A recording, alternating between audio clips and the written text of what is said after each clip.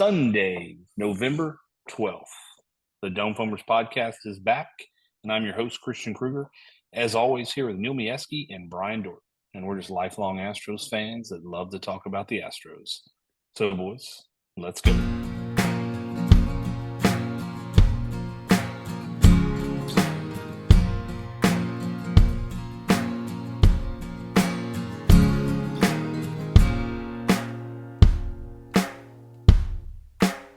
All right, episode 29 in the middle of November. We have some quote-unquote breaking news. Any news today? Yeah, exactly. Hey, it's the off season. But the world's going to give us content that we can talk about on a Sunday of all days. Yeah. So absolutely.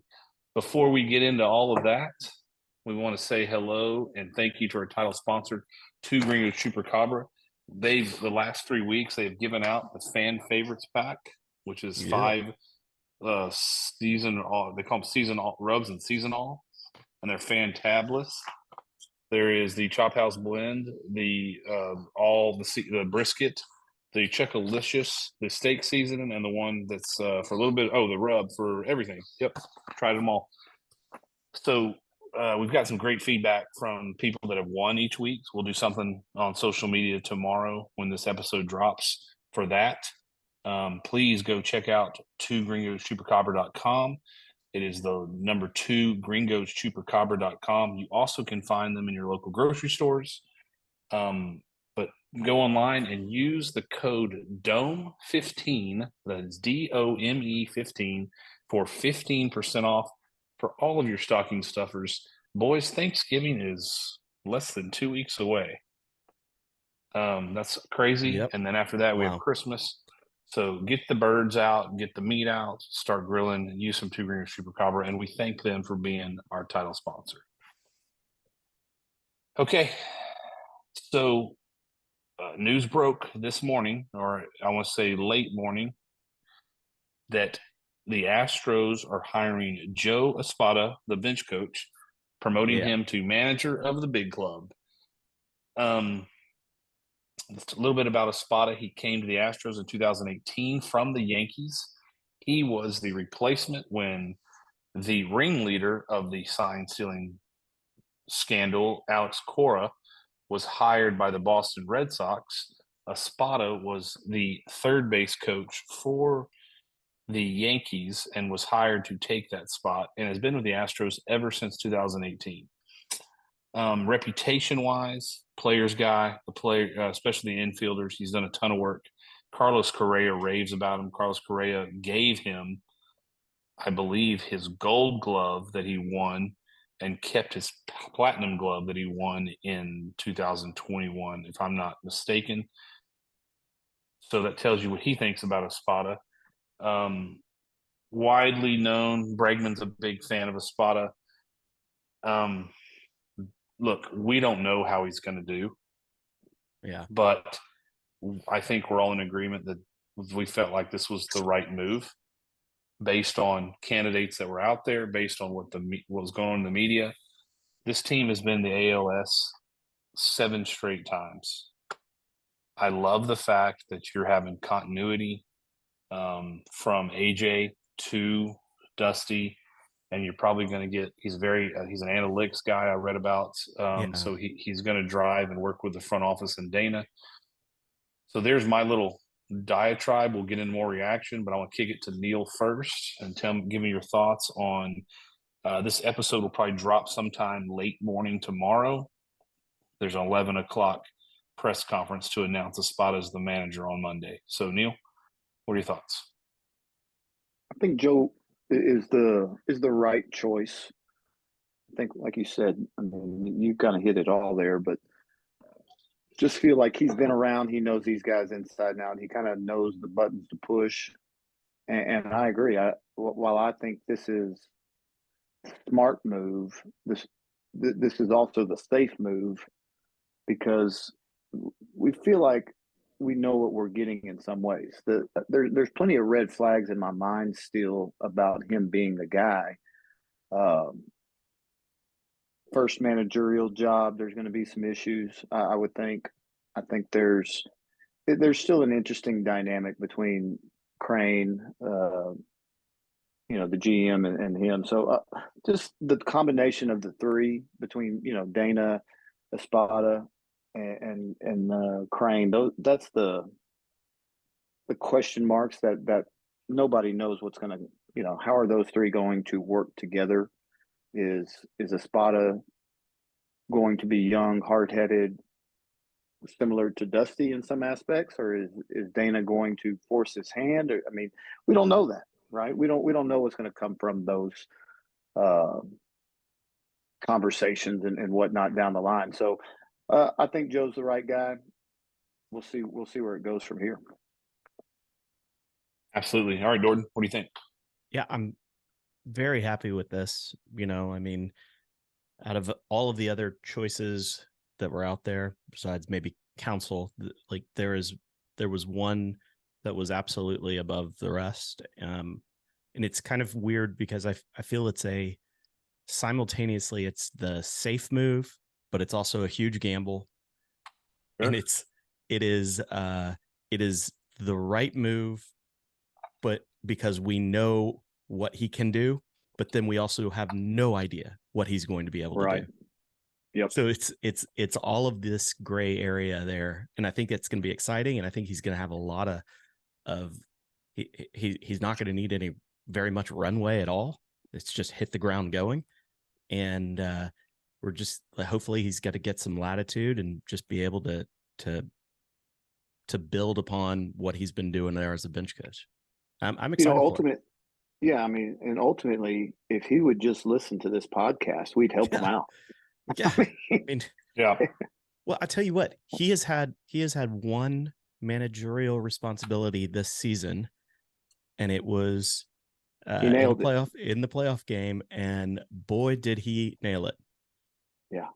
So hopefully that touches there. You guys hit it all. I mean, all of those things are absolutely things that you consider, things you love. He has managed Puerto Rico multiple times in the WBC. World not Series. The same, right? Yeah, not the same. Small stint, but I think why I bring that up is those decisions start with him, and he was managing a ton of talented players. And I think that's where I think, you think about it, today's game's different. There's a ton of Latin players. There's a ton of Latin players on the Astros.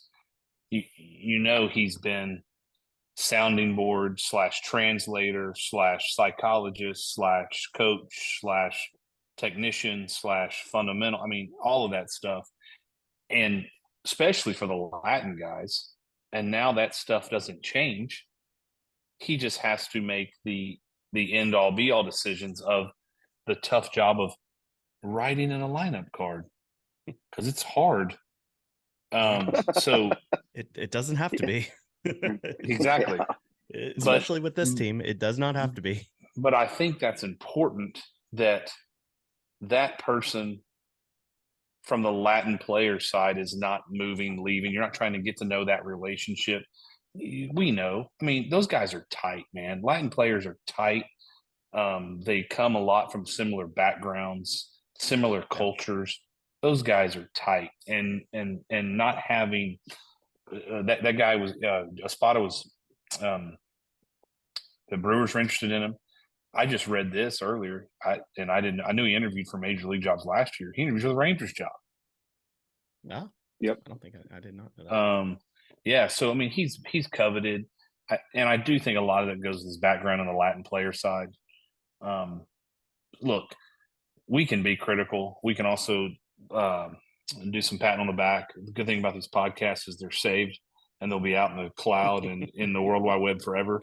So we like the hire, and 40 games in, we might want to fire the bastard. So we just that's what we get to do because we're not part of the club. But it was the right move for this club. I'm not saying it was the right move for every club, but it's the right move for this club. There's not a ton of change. There needs to be a few tweaks. But the continuity is something that you didn't want to come in and blow. I mean, some of the names that were out there, those guys were going to come in and blow this thing completely up from a culture slash Culture. Okay. Yeah. culture slash the way they do things. And these guys don't need any of that. These guys need to know their I agree. routine. It's 7 ALCSs. There needs to be some there needs to be some tweaks. There needs to be some health stuff talked about. There needs to be some depth issues talked about. But from a day in, day out, go hit the baseball, go catch the baseball, go throw the baseball, they need to be left alone. Yeah. I agree with that. And I so agree. I think that's totally fair. So I'm looking forward to it. Like I said, the press conference will be tomorrow around about the time, give or take, this podcast drops. So it'll be interesting to see it. It'll be all the song and dance. I do think he's going to work directly. I think he's going to work with Dana on the analytics side. That's just my take. And hopefully that's a relationship that's going to be worth cultivating them together as a team to make moves and get the right players in here with the payroll constraints. Yeah. Any other comments? No, Nope, I think we're on it. That's it, man. And that's good. I mean, because now we can, us fans, players, everybody can kind of really pump the brakes for a little bit, sit back and enjoy the quick off season. Man. Yep. It gives me something to look forward to. Even more so, right? Like there's some anticipation there. Sure. He did a lot of the interviews, the managerial interviews, because you could tell Dusty didn't want to do them. I mean, he's been groomed for this, so yeah, And that's it'll be interesting to see. Yeah, that's actually an interesting piece is the fact that he was here with Hinch and then went to Dusty and knew, or at least felt like he knew, and perhaps were told in some form or fashion that he was the next guy. And despite all that, there was never it's never leaked anyway to where there was any sort of backstabbing, disloyal type stuff. So, I think that said a lot for Joe and him getting this position as well. Supported the guys the best they could, especially with Dusty, to where I'm sure there were opportunities to undermine and undercut some of the things that were said and done, all those types of things, and being put in a tough spot. So the way he managed that, I'm sure that led to a little confidence from the brass up top. Well, I will say, I totally agree with that. Yeah, I will say look, just based on putting pieces together, reading about him being around the organization since 2018. I mean, he's an analytics guy, which I think is good. And in today's game, I like it. Yeah, you have to be. Now, you don't have to be total. You don't have to go full bore analytics like Gabe Kapler does and some of those guys. But I like it. It needs to be, and I guarantee you, people that have WRC pluses of over 130 are not going to be sitting the bench anymore. I agree, and that shouldn't even be a question. And notice I said guys by meaning players plural, because there was two of them that set the bench a lot. So it'll be interesting. Before we kind of transition, any thoughts on the news? I mean, the news. Lance McCullers is going to be back till 2028. Shocker. Shocker. Zero. Anything pitching wise? Anything left field / I mean, y'all have any thoughts on? I haven't heard anything from anybody or from any of the the social media sources and rumblings. Have y'all? No, I mean, it was weird. Go ahead, Neil. Yeah, go ahead. I was going to say that it was weird because they had the GM meetings in Arizona. When was that? Last week, 2 weeks ago. That you thought some stuff may come from that, and I know it ended.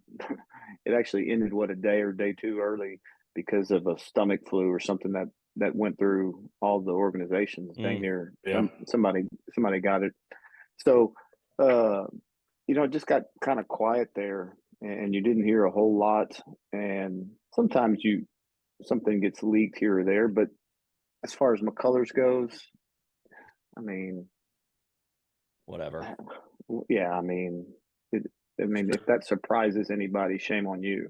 If that guy comes in and pitches 10 games next season, 10 games, bonus. Like, that's just extra pitcher that we get. But I'm not expecting that. He's supposedly starting a new coffee house. Oh, yeah. Why didn't he just go do that? Just go do that. Well, he's happy to sell it to you at Minute Maid Park. They gave him. He has his own little shop there. So the theft of 17 million is not enough. He gets to sell his own coffee and get paid there too. Correct. He's going to go down as one of the biggest. Okay, never mind. I don't want to go on that rant. I did see. You're right. I know we talked. It is theft. It is absolute. Theft. That was your word, and I agreed with you. Yeah, it is total absolute theft. Yeah, it's going to be quiet, I think, for a while. And look, the Astros aren't a player, as we've documented on this podcast, for any of the big free agents. It'll be interesting to see who gets traded, who gets moved, or what we try to do to upgrade the lineup at some capacity. There is some 40-man stuff. I believe it's Tuesday by 5. I think this has something to do with the 40-man. People either have to be on it or not protected. Not that that's really a big deal. It happens every year, other than I'm pretty sure Forrest Whitley is out of options. So if they need me to get him an Uber out of the facility, I will pay for that. Yep, that's awful nice of you. I don't think he's going to be on the 40-man. But again, don't take this as gospel. But I'm pretty sure he's done of options and can no longer be on it unless he is on the major league roster, which ain't happening. No. So that'll be interesting. We got to free up some space. There's some couple people on there that need to go also the way of us paying them an Uber to leave. So that's always kind of fun off-season stuff to watch for the Astros. Usually those individuals that are on the 40-man going into spring training have a little bit extra what's the right word? I don't want to say there's a larger chance that one of those guys that you see on the 40-man going into spring training will make the roster. It's much easier than pulling someone off and outright releasing them and so forth. So that's interesting to watch it. I know I said a couple of podcasts ago, look for Fido to. He might not be on it by Tuesday because he didn't have to be on it yet, but I would expect him before spring training to be on it. That's all I've got till we transition. Is there anything else you guys want to touch on before we go to the throwback player for Neil? Dorton, anything? Look like you got something. No. I think I'm just pumped to. What about? I know that they've been doing the like the salaries and the arbitrations and everything. When is that due? I saw that. Give me a second and I can find it. But let's see here. I'll get it for the next one. I'll have that all down. Yeah. I don't have it in front of me. I don't have it memorized yet. It's not that it really matters, but again, that's one of those things where I'm interested in seeing how things go there and like who gets what and who gets what piece of the pie, Yeah, because it will, to your point, it will adjust what's available. My quick numbers that I used off reference point of Fangraphs was based on everyone getting maxed out. That doesn't mean everyone's going to get maxed out. Now, right. Valdez and Tucker, I have a feeling they're going to be pretty close to it just because of their track record and their history. I agree, but I'm also really interested in I'm specifically interested in the Tucker one. Just, I mean, I don't think anyone will ever know this, but like, you know, the face dive that he did in the playoffs didn't help his case in arbitration. No, it didn't. But he did win the. He was also the league Silver RBI Slugger. leader. Yeah. We were the ones.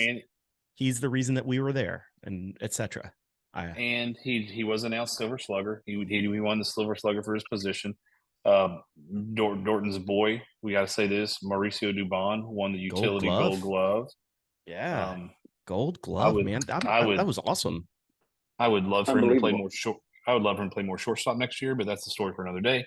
But congrats to him. That's all I got. So for Astros related stuff. So we're gonna move on to Neil's segment for the Astros because the wonderful and great throwback player of the week, which ought to be interesting because this is going to be one that he has not shared us with. But this one is sponsored by Victoria Equipment Auction, as always.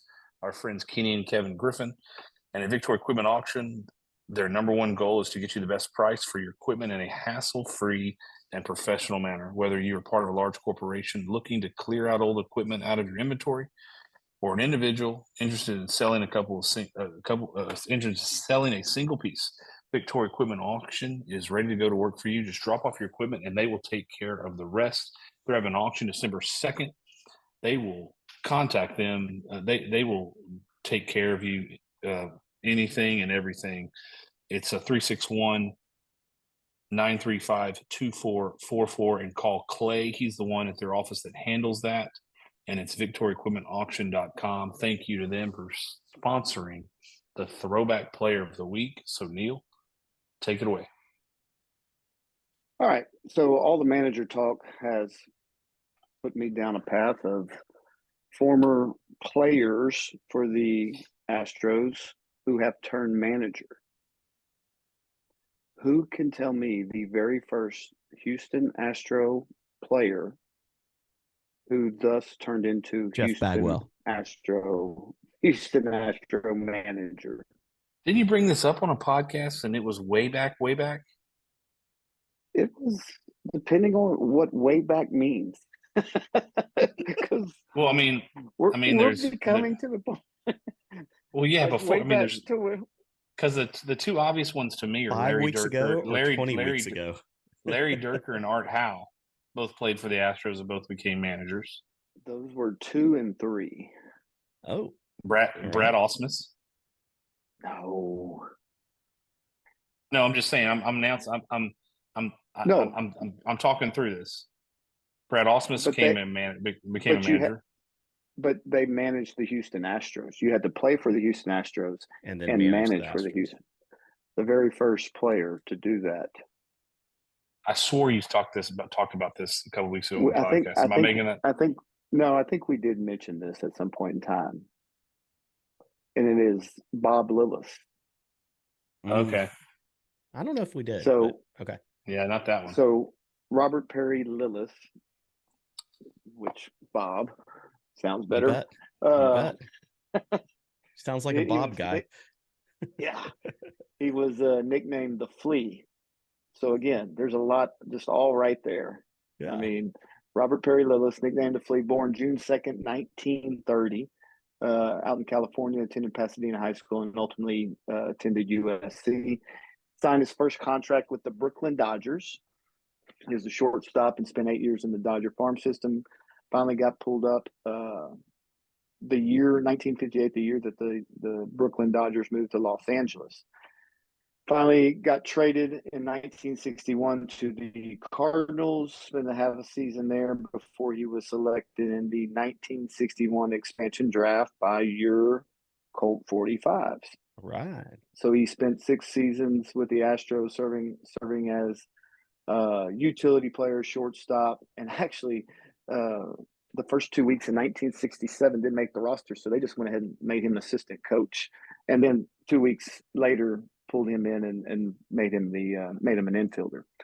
So Houston eventually released him. His 817 games with the Astros, he batted .236, a whopping 3 home runs, 549 hits, 68 doubles and 9 triples. So by no means was he an all-star, but definitely was a Major League Baseball player, Yeah. which for the Played more time baseball being than I was did. more, That's for and sure. more than Joe Espada. Espada never Yep. made it. He was Never made it to the Triple A majors. was the high. Look at there.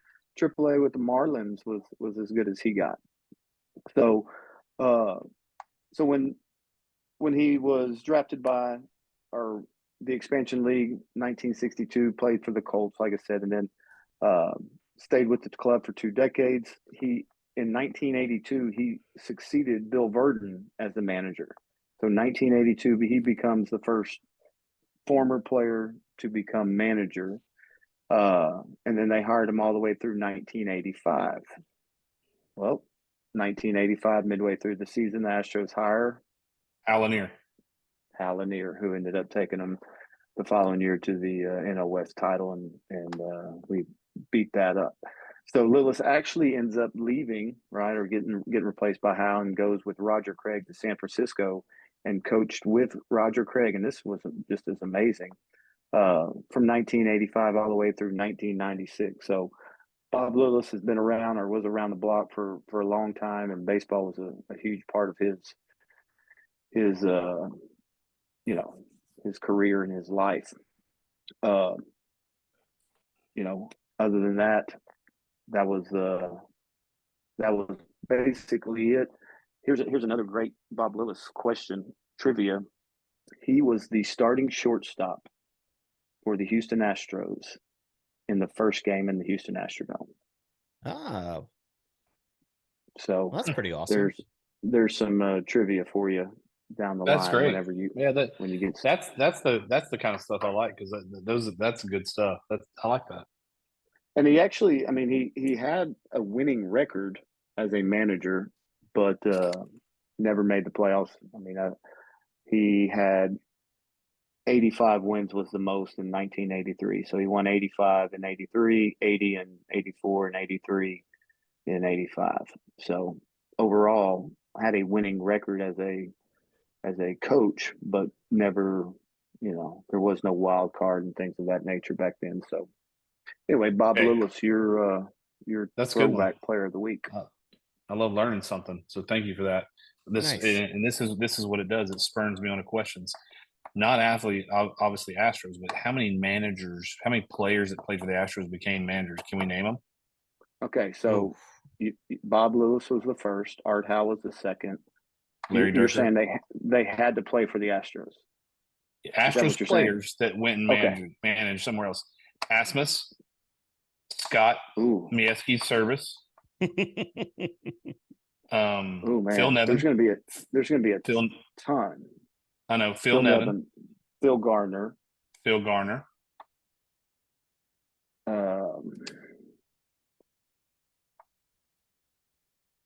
Dave Clark, because that was one of the Astro ones.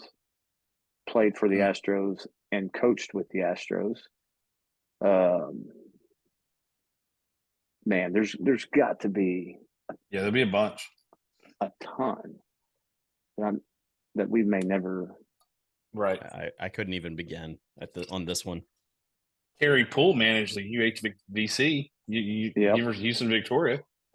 That counts. True. That's right. Well, then you've got Berkman now coaching college ball. Yeah, I was being funny, but yes, that's correct. Houston Baptist. If we want to get into it, then we also have Biggio at St. Thomas and all the other Pettit and Deer Park. Wasn't Pettit at Second Baptist? Yeah, I brought up Second Baptist, boys. How about that? Yeah. Was he at Second Baptist? I know he was at Deer Park. I know he was coaching at Deer Park, like right after 2005. Right after he was. I'm pretty sure him and Bergman at some point coached at Second Baptist. I think you might be right on that too. Hey, and speaking of coaches, I saw Gary Pettis. They let him go. Yeah, I saw on social media that he's not gonna be back. That could be a health issue though too. Sure. I mean, but that stinks. I bet you. But I bet you, if he wants to coach again, he will. That was I have a feeling that's a mutual thing, meaning he might be ready for a change. I think he's got a kid in the NFL, Yes. and which is amazing. And then Espada might have a guy that he wants to bring in, so it might, it's just you know how it works, Miesky. You know better than most.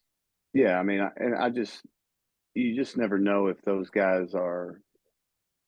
I mean, not that they don't get along, but maybe they don't get along, or see eye to eye on things. So Sure. anyway, just forgot to throw that out there earlier. Yep. Well, let's transition. It's the off season, so we're going to transition to a little college football because we're fans. And man, did some news drop today that relates to our podcast last week. More news? Like besides the Espada? Not only is Espada going to be the Astros manager, Dorton's fighting Texas A&M Aggies decided to pull the ripcord on Jimbo Fisher at the end of almost year 6. This has to be stated, Dorton, so don't give me That's fine. Yeah, you know where I'm going with this. Well, go ahead. The $76 million buyout is $55 million more than any buyout ever done in college football, which was Gus Malzahn at Auburn had a $21 million buyout. This is precedent. This is history making. Dorton, I'm going to first kick it to you because you are. Oh, you want to talk about timing first, or do you want to give me your reaction? I mean, my reaction has been waking up this morning to 500 text messages, sharing three of the same articles or 3 of the same tweets, yeah. Right, and then going back and looking at those, and then being like, well, we picked the day after we drop a 50 bomb on the scoreboard, right. And our offense actually continues or works after. Mind you, it was against Mississippi State High School, but we actually looked pretty good. And then I just did a little bit of digging, and man, I haven't even had a chance to pick my head out of the water since then. So you said you've done a little bit more looking in terms of like timing. I'd love to hear more about that. Yeah. So for the sake of this podcast, about a little while ago, just for preparation for it, I knew we were going to bring this up. So this is straight from the '80s mouth. I watched he did a Sunday night or Sunday afternoon, early evening kind of explanation. And he said the decision was made last Sunday night, but that's not true. His decision was made last Sunday night, coming back from Oxford, Mississippi. He then had to call I believe it's an interim President Welsh. Yeah. And Dorton, correct me if I'm. Yeah, no, I think that's. And he said that he wanted to sit down with him on Monday. And again, this is Monday of last week, which would be the 6th. And he agreed that he agreed and approved. I don't know how that works. It is his boss, so his boss has to agree with him. And they wanted to move forward because Thursday, I believe, of this week was an executive regent meeting, which that's scheduled. That was a scheduled deal, and so they wanted to take those recommendations to the Board of Regents and let them be aware of what was coming. So for the timing, as we all woke up this morning to the news, was weird, but hearing that and looking at the last 3 years, there's some sense to it. Now there's also variables that go into it, such as the expansion of the SEC that is expansion of a huge rival and a regional rival. Yep. New TV contracts are coming for the SEC. That's going to be massive. So there's a lot of factors. I will say that Bjork said that it was the totality of where. And Dorton, you need to listen. You need to go check him out tonight. Yeah. I mean, he was Yeah, it was pretty transparent. It was not one game. It was the totality of the last 3 years and where they are as a program, that it was time for a change. Sure. Which all makes sense. What I find interesting is, what I find interesting is they have extensions for the staff that they did last year, I believe, or maybe 2 years ago. They have a new offensive coordinator. They have a defensive coordinator from what is defensive coordinator 2 years, Brian? Durkin 2 years, or is he one? Durkin's. Okay. This is his second. So they've made changes, obviously to help the situation there. Now it's going to be interesting where the first steps are. They've named Elijah Robinson, the defensive line coach, the interim head coach, who by all, I think that's a good interim. Well, in the world, he's a top-notch recruiter.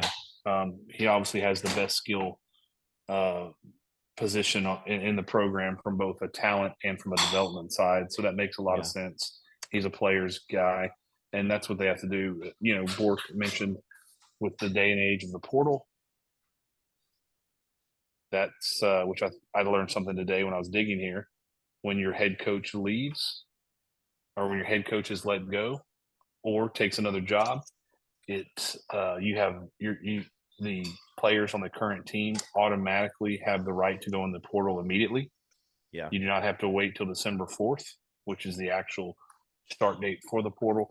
So there's a lot of things that go into this. So with that being said, get ahead of the line. Get in the head of the line. Yeah. Where do we want to go with this, Dorton? I mean, I think it's I wasn't expecting it, to be honest with you. I wasn't expecting it this early. I mean, I figured middle of next season would have been here's your rope. Your rope goes until that game 4 of next season. But okay. I guess the idea is let's jump out in front of this and let's curb the damage while we can. But there's no question. I mean, this is you're talking to a beat down sports fan when it comes to this kind of stuff. You know, it's like you get excited at the beginning of every season with the talent that's supposed to be there, and then that talent just it doesn't fulfill, right? And so you kind of get into a haze of like, well, if we do well, we do well, but if we don't, okay, it's just come to be expected. And I think the fact that even the most like fervent fans have kind of come to that point, it makes sense. Like, well, let's do something to get away from that. So, Neil, you got any thoughts? Just soaking this all in. Yeah, we talked last week, and I said it would. I just didn't think it would be this year, like you said. I mean, with the addition of Texas and Oklahoma, I just didn't think the unstableness in a program right now, at this moment would be the ideal situation. But obviously, A&M felt like I think the exact words I had read was they were stuck in neutral. Yeah, and he said that. And so, rather than sit on it and wait and just prolong the inevitable, I mean, the chunk of change is the chunk of change. They'll figure out how to manage that. The big question is who's next? Yeah. I mean, I have no idea. I have no idea, but I would have to at least hope that we're not pulling a trigger and automatically sending kids into the portal and doing an entire upheaval without having at least a couple of conversations in our back pocket? I agree with that. I think there's some stuff out there that just needs to be wiped away, and it's going to lead you. It's going to lead you to one or two people, and there's reasons for that, which makes sense. I will say that, but at the same time, if they make that much sense, it's almost like it makes too much sense. Dan Lanning has a $20 million buyout at Oregon. That ain't going to happen. Dan Lanning is not going from Oregon No to Texas A&M. It's no. not happening. No, he's Not going to right leverage now. that. No, Not right exactly. now. He's going to leverage that for another extension with Phil Knight, and he's not going anywhere. And A&M, honestly, yes, we talked about this last week. We can write the check, but at some point, you're just like, we have to stop. Like they need to find a guy. Kalen DeBoer, who I absolutely love personally, I think he's phenomenal, has a $12 million buyout. Same thing in Washington. So that I just don't think those two guys. He's a West Coast guy. Lanning is an SEC guy, as we well know, being the DC at Georgia. But I don't think either of those guys are going to leverage the positions they're in right now for larger contracts. Lanning's going into the Big Ten next year. And like what there's I'm just saying. Those are he can take this Aggie offer, which I'm sure he's going to get, and it's going to be huge. And then he can go to Phil. You're actually absolutely right. You can go to Phil Knight and say, "This is what I have." Exactly. Yep. What can you come? What can you come with? with? Yep. So those two, those aren't going to happen. So then it puts me to my next set. All right, let's go. That make a ton of sense, which had been in the articles. I'm not obviously Mike Elko. He was the DC there. He did a phenomenal job as the DC. It's the best Aggie defense I personally saw since the '90s when he was there. Agreed. He obviously works with the AD there. He's doing well at Duke. Got 2 years, of learning the role as a head coach, which is different than being a coordinator. Yep. So it makes a ton. Plus, he's worked with the AD, so that makes sense. I think Jeff Traylor's going to be on the short list. Old high school Texas football coach. Coaches love him. He can walk into any high school coach in Texas, and they open the doors to him. I will say that's not as important. It's important, but it's not as important as it was 20 years ago, 25 years ago, because of NIL. However, it's still important. He will have a ton of connections. I think there's a fit there. I just don't know if he's ready for all that comes with the A&M job, because there's a lot that comes with it that doesn't come with where he's at right now at UTSA. Yeah. Right. A lot. Those are there's some other names being thrown out there. I don't see them as fits, but I think you're going to see the bullseye around Elko, and then after Elko, Traylor. I'm sure there's someone we're not thinking about. I guarantee you there's going to be all kind of lists. And if Bjork's doing his job, he needs to cast a wide net and see who bites. Because, I am not a Brian Kelly fan at all, but no one knew Brian Kelly was looking last year to go to the LSU. So Bjork needs to do his job, and there could be someone that's like, hey, those resources there, I'm in. Let's talk. Interesting. The problem the problem they're going to have is the agents of the world and the coach of the world are going to leverage what they just gave Jimbo, and they're going to leverage that against A&M. And that's just the nature of business. Well, what were you going to say, Dorton? To respond to that, you have to know that when you're giving somebody this kind of a contract to begin with, right? If things don't work out, you've opened that door. So it is what it is. But some interesting ones that I've seen names wise. Obviously Lane Kiffin is in there, and I just no. It would be fun. It would be fun to watch. God. Man. I just hate him. How about this? I've seen it on a few that have been emailed to me or texted to me. Kingsbury.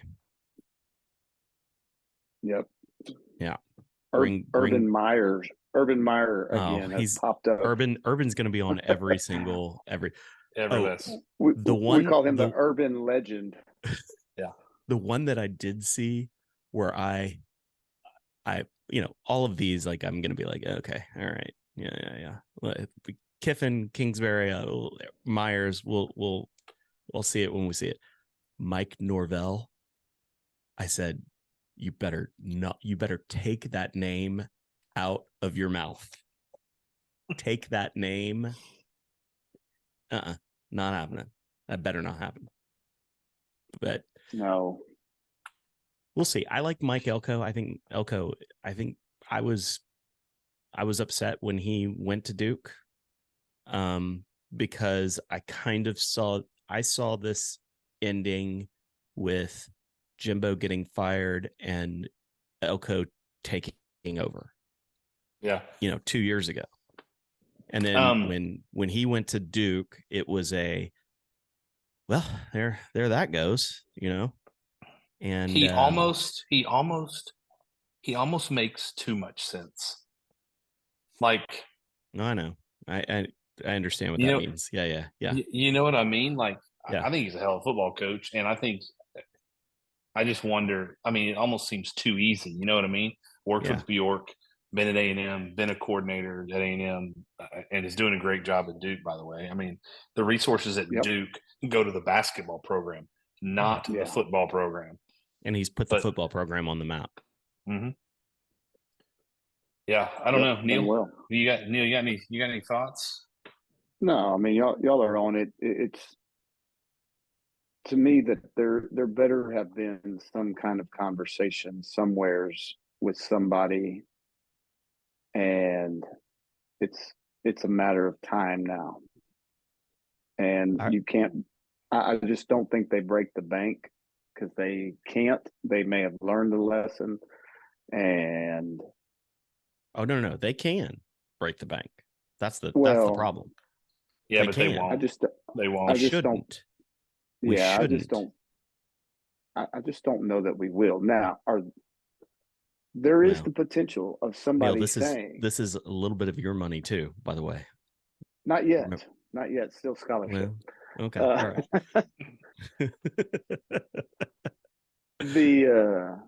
There is an argument to be made for we need a big name as we head into competition with Texas and Oklahoma. Yeah, I mean, couldn't agree more. I mean, there is that argument. So, no, I think they need to win. I think they need to get it right. Correct.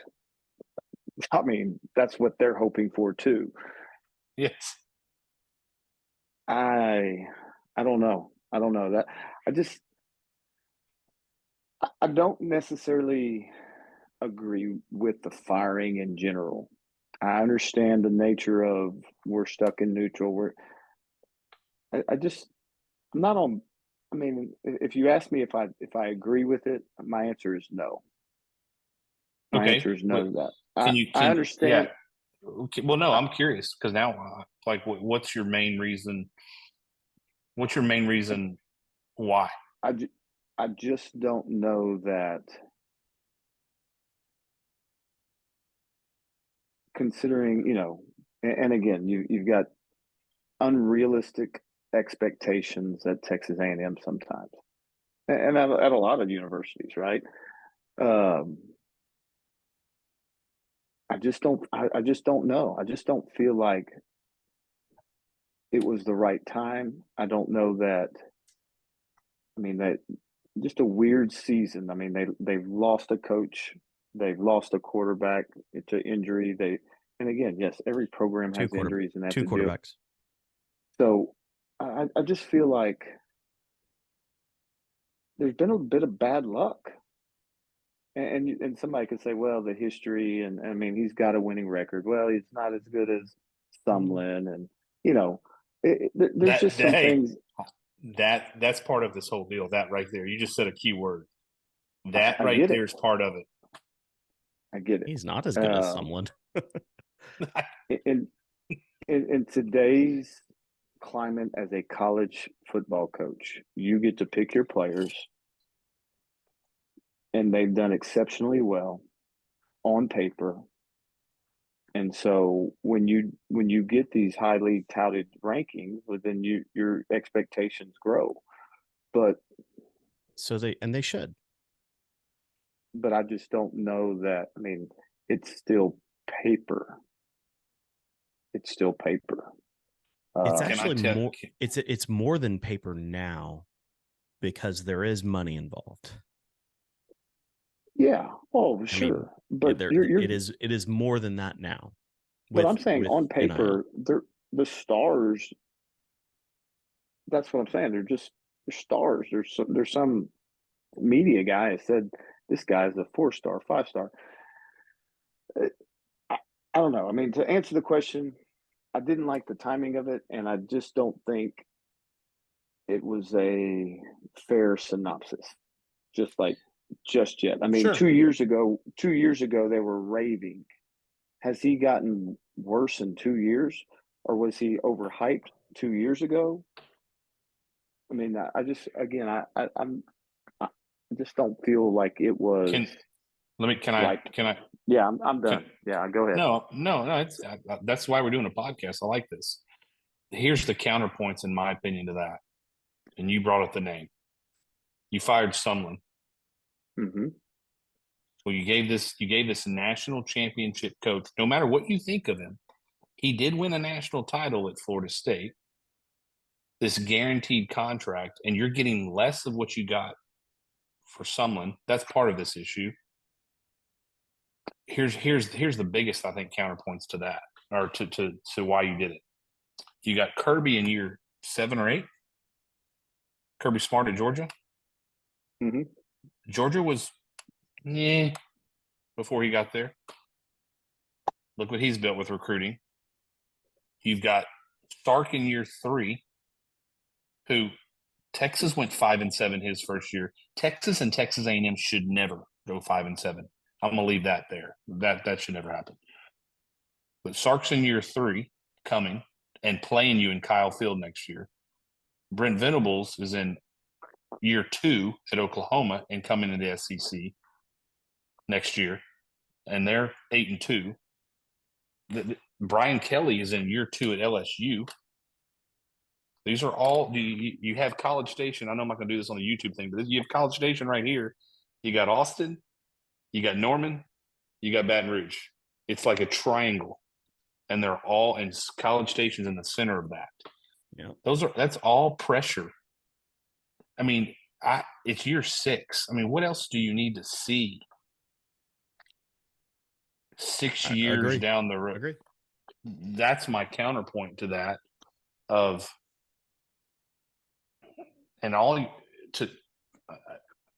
I thought, and as we talked about last week, I thought they would give him the Texas game. I thought they would say, because I think it's a perfect out. I think it's a perfect out. You lose to the Texas game in Kyle Field, the first year in the SEC, you're gone. Or you just bought yourself another year. You know what I mean? Mm-hmm. I thought that, but I get it. I mean, you're at the end of year 6, and like Bobby Petrino was supposed to be the answer on offense. The offense isn't any better. It's anemic. How about this? On your third quarterback. Yeah, in QB3. QB3 didn't look bad last night, by the way. Jalen's not terrible. He's got some wheels on. He's got a terrible arm. He's got a terrible arm. Some of that was opponent as well. He's got a terrible arm, but he has got some wheels. Listen to this. Now, this is out in left field, but the idea that Pittman is more than on the struggle bus at Arkansas. Mm-hmm. Any thoughts on, well, if Pittman gets yanked, who's the first person that Arkansas could go after? You saying Jimbo? Petrino? Bring him back in? He won't be going back to Arkansas. Would be interesting. Would be interesting. Arkansas, the Arkansas would be a team that would do that. I think he burned so many bridges there. Like, I don't know if he's allowed back on the campus. Yeah. I'll say this. I saw a, I don't know if it was a tweet or what it was this morning when I was Why wouldn't through. Arkansas hire Jimbo? Yeah, they should. I mean, they should, but They can pay him. They can pay him in pork rinds. He's got a contract. He's got it, and he doesn't have to give it up if he gets hired. That's the craziest part. If he gets hired, he's going to get double salary for the next. But hell of an agent he has. Hell of an agent. I saw a tweet that I'm deflecting here, just in case you know this. Like, I am deflecting.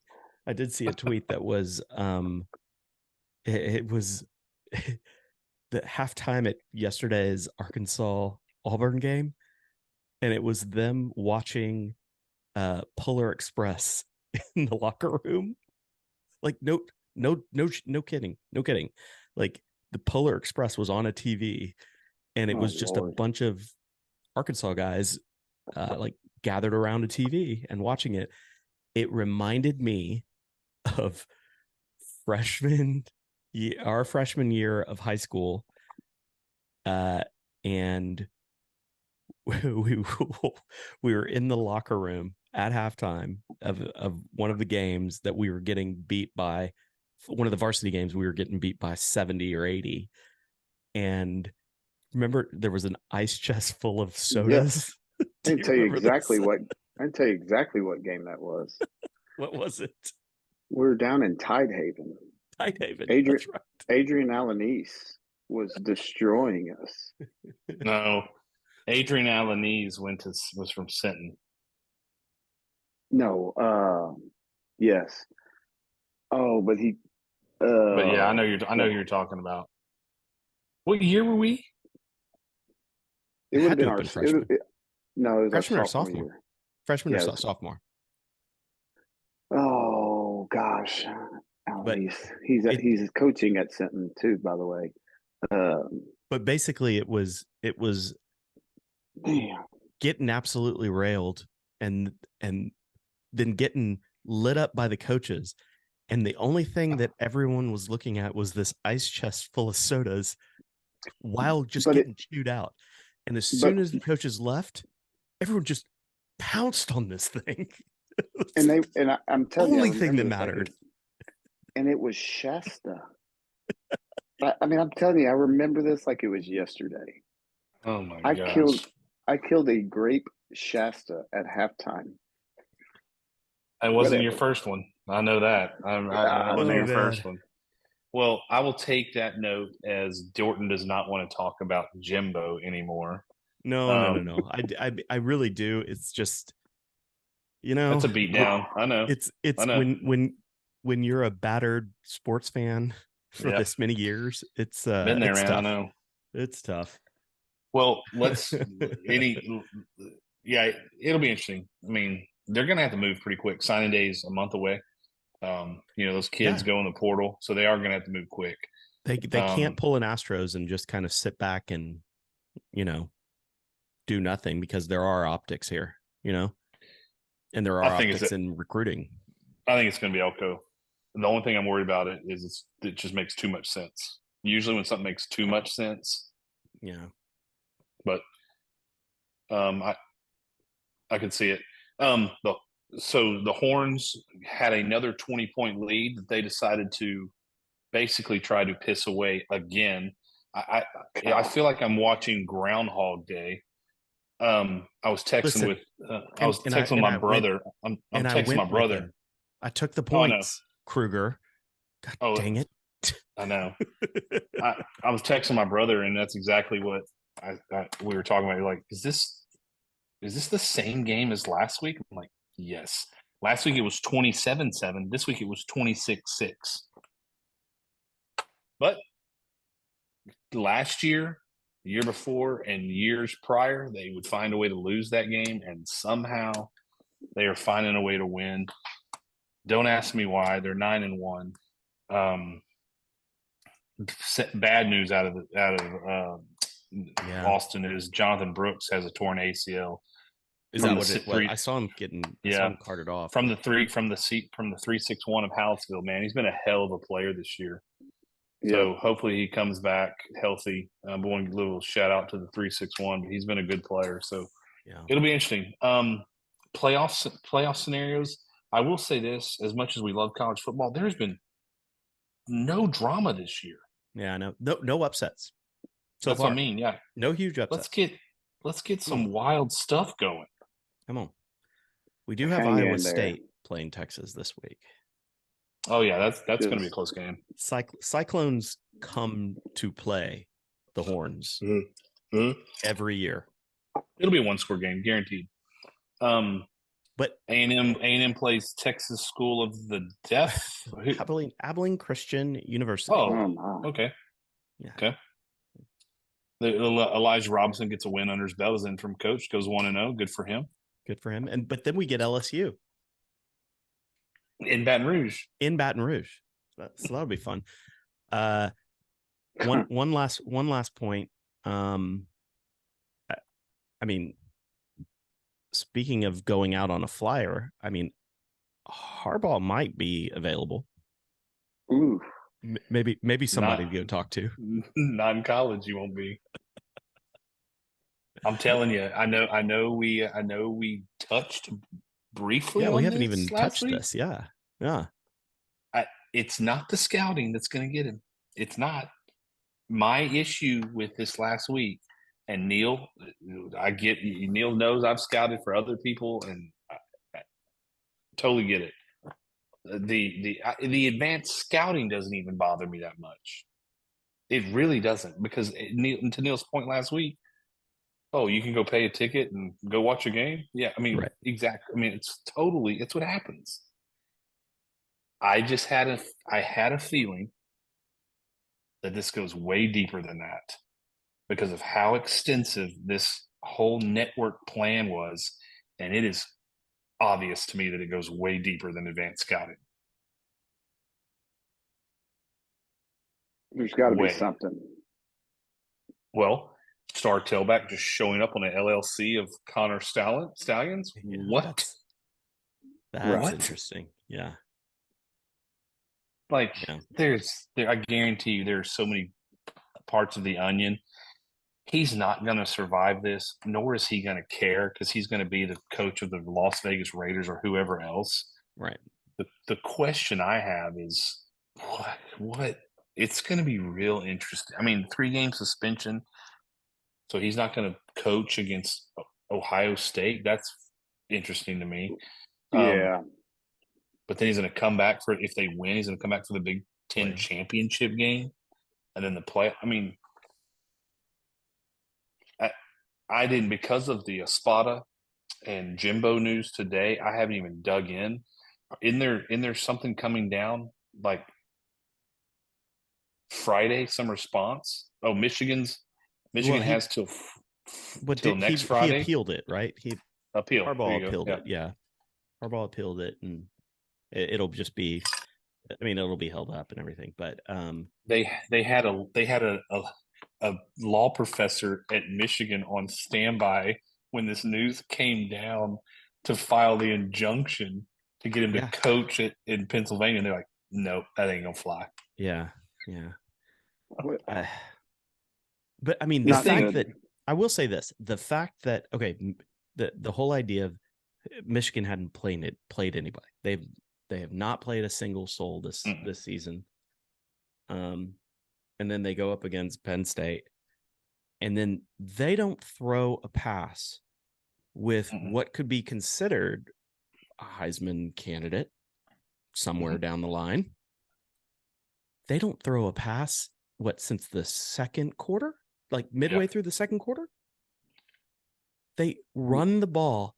You want to talk about, here's your sign stealing. We're going to run the ball right here. And I'm going to tell you, we're going to run the ball right here.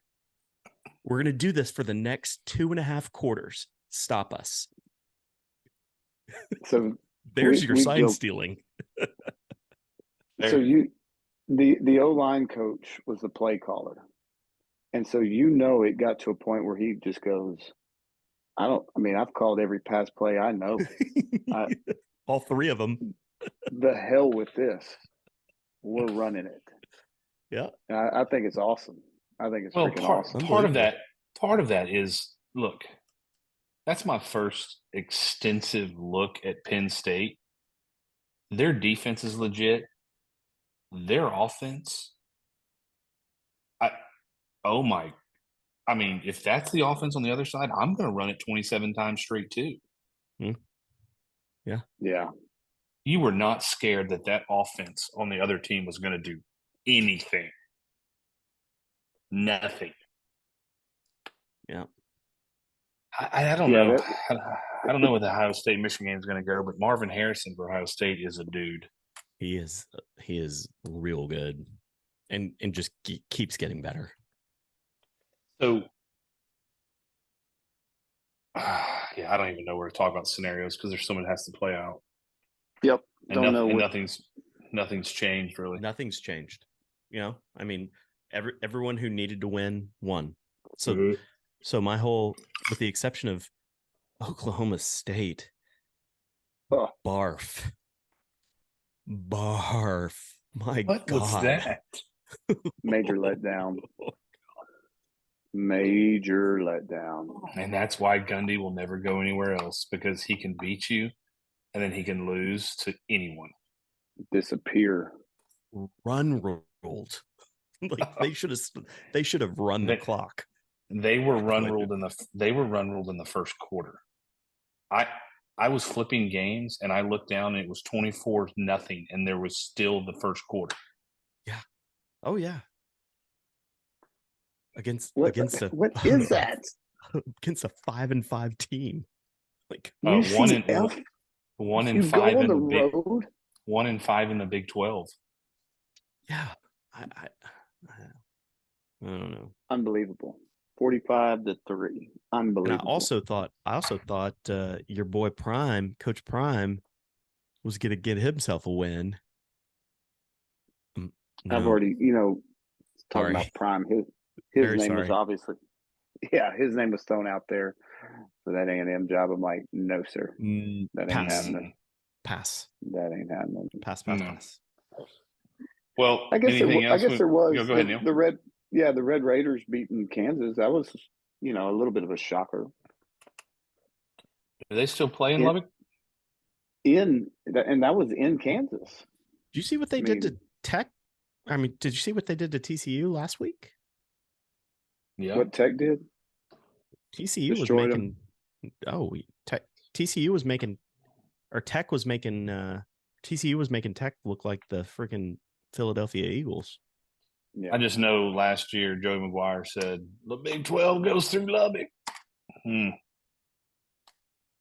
don't know about that. I don't know if I'd go that far. Well, I don't have anything else on the college football landscape. There's a lot of, let's talk about stories, man. If we get a couple upsets in the next couple of weeks, which there is every week. Something's going to happen. There's gotta be. It's going to be crazy. Indeed. So who will play Texas? Will be OU? No, it won't be. It can't be. Oklahoma State still. Oklahoma State, because they beat both Kansas State and Oklahoma. Jesus. That make you happy? That's crazy. That is crazy. It's nuts. How good is Georgia? They threw up a 50 bomb on Ole Miss, or a 48 bomb on Ole Miss. God. Sit down. Everyone's saying maybe Georgia's not as Lane. good as, maybe Kirby and Georgia aren't as good as they are. Let me drop this hammer on you. Yeah. Hey, sit down, Lane. Stay in your lane. Yeah, that was impressive. All right, I don't have anything else, boys. I appreciate it on a Sunday night. We'll get this out tomorrow. Look forward to the press conference. I have a meeting, so I will have to look at the press conference after the fact. But it'll be interesting. New era of the Astros with Espada. Dorton, it's going to be okay. I promise, with your Aggies. Oh, no. They got to make the right hire, and we'll see where it goes from there. Anything else? All right. Good. All good. We're gonna end episode 29 like always. Go Stros. Go Stros. Go Stros.